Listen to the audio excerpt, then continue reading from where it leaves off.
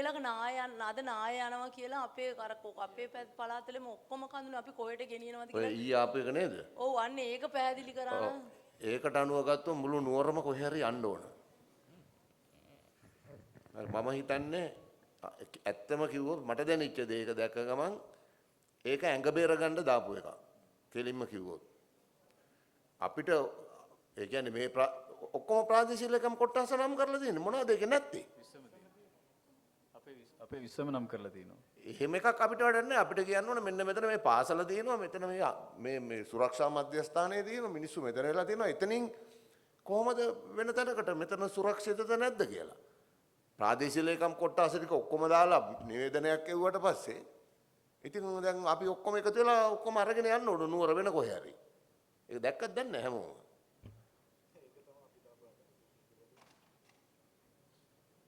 මහනුවරක් නෑ ආයි.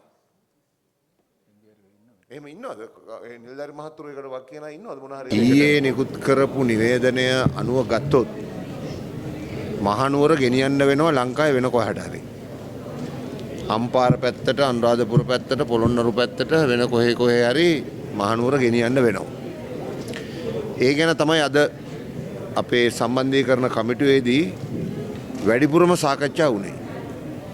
දැන් අපිට මුල් කාලේ තිබුණ ප්‍රශ්නේ ප්‍රධාන පාරවල් ටික සකස් කරගන්නේ. කුරුණෑගල නුවර පාර ගලගෙදර ප්‍රශ්නේ.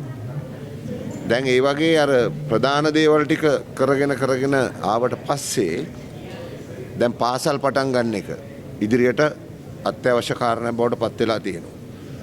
අපේ සුරක්ෂා මධ්‍යස්ථාන ඒවෙන් අපි ඒව වැඩි කරගන්න නෙමෙයි ඕන අඩු කරගෙන සාමාන්‍ය ජන ජීවිතයට අපේ ජනතාව යොමු කරගන්න ඕන.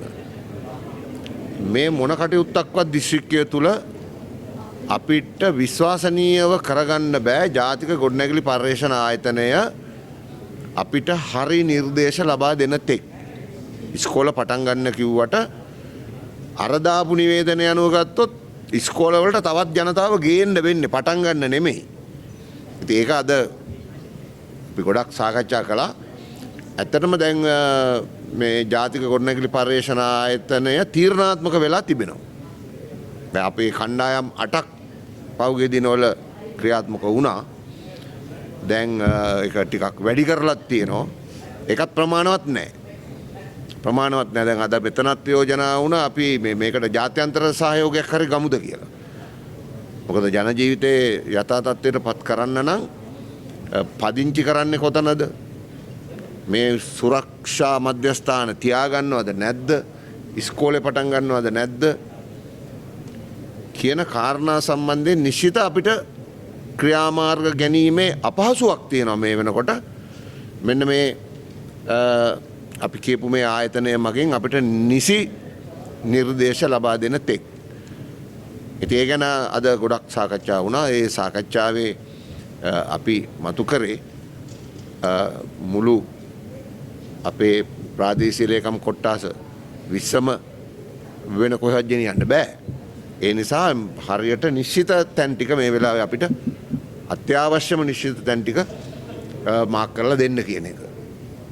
ඒකට තමයි අද එකඟ වෙලා ඒ පැත්තේ ප්‍රශ්න ඉවර කරගත්තේ.